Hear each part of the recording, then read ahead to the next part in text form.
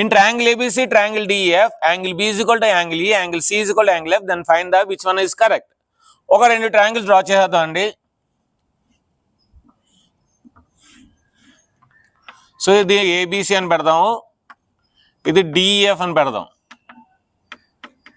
So angle B is equal to angle E, angle C is equal to angle F, అంటే corresponding angles are equal.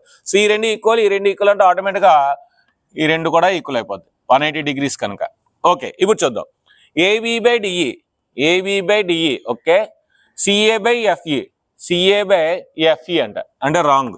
Corresponding sides కూడా మనకి proportion ఉండాలి. BC by EF, BC by EF, okay. AB by FD, AB by FD తప్పు. AB by DE, AB by DE, okay.